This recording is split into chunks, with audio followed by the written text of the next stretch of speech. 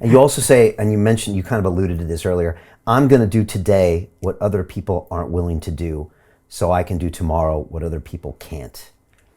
That's kind of yours. What is that? Oh, no, that's not mine. That was, that actually came from, so I believe it was Jerry Rice that said it, but then it was in engineering school. And, my study partner and I, the guy that, we kind of made sure that we were all in all the same classes so that we could be study partners, or if we had a project or a test coming up, we could work together, because he was kind of in the same boat as me. He was a little bit older than everyone else in class. He also didn't drink, so he had no interest to go into like the college parties or anything like that. So Friday and Saturday night, it was he and I were in the library, and he was actually the one that introduced me to it. And it was probably like 10 p.m. on a Friday, Saturday night, and we're both just trying to rack our brains around this report that's due, and he said that line, and it just clicked with me. I was like, oh, of course.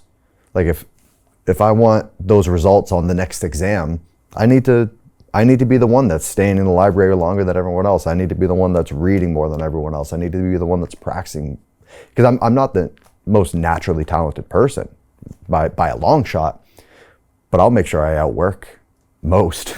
Right. So you learned that lesson as a student before you became an athlete. Yeah, it was the same as with the mantra, hard work pays off. I think because I got my notoriety and I got my popularity through competing in CrossFit, that I think most people assume that's where that came from.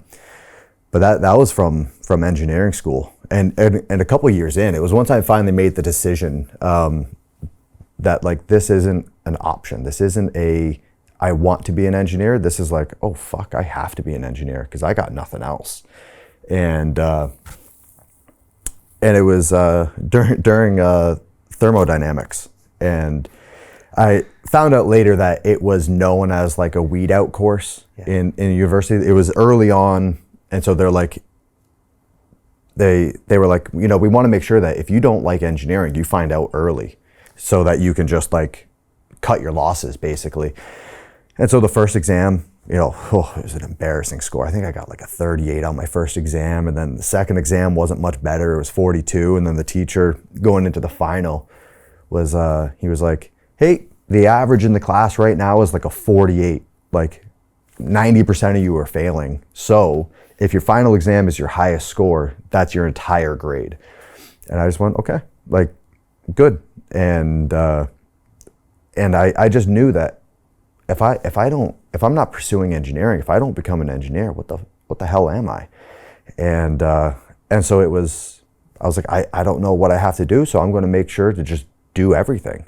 And I remember I would sit up in the library. I would go up to the third floor. It was a silent floor, and I would just get a little cubicle and this ungodly sized cup of coffee, and I would just have the textbook, and I would just read the entire chapter, and I would take notes of every word that I didn't know what it was.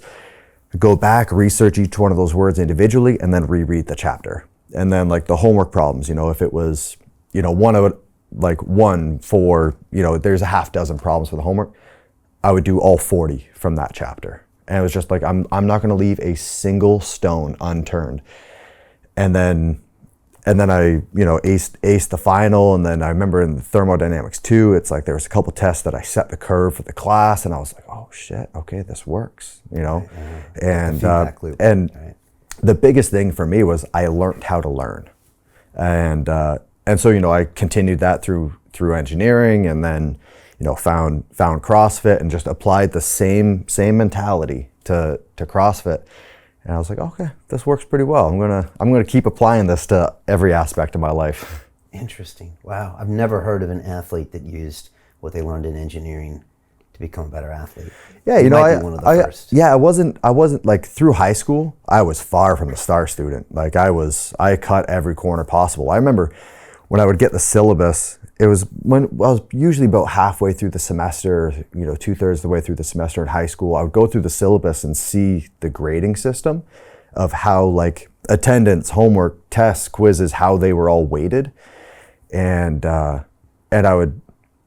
would see how far into the semester I had to go before I stopped doing homework, before I stopped showing up for exams, anything like that.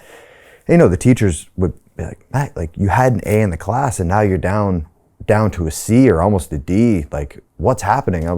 I did all the math on the syllabus. I have a passing grade, so that's all I care about. And so I was far from the star student.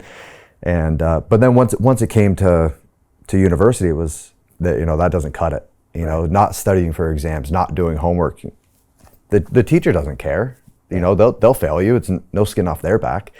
And so, but then, so learning how to learn for me was the biggest revolution for me, of just like, how do I have to break down each of these situations into, a daily test? Whether my goal is next month, next year, 5 years from now, what do I have to do today to get to where I want to be in 5 years? And just having that daily checklist of like, okay, I did everything I could today to get myself where I want to be in 5 years.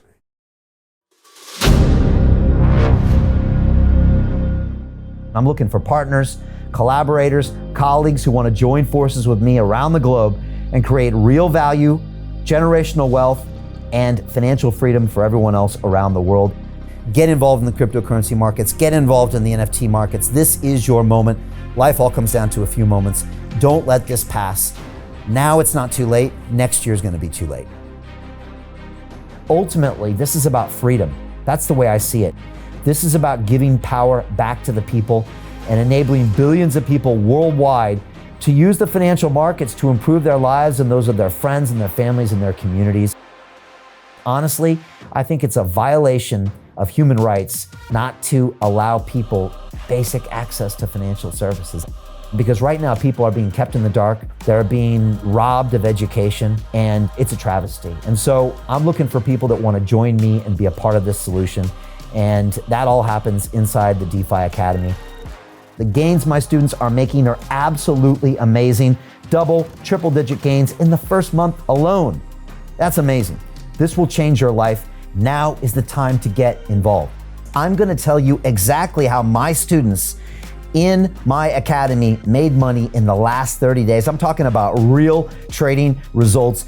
And let me just whet your appetite a little bit. Let me hit you with some numbers. I'm talking Brendan from New Zealand is up 68.77% on the month.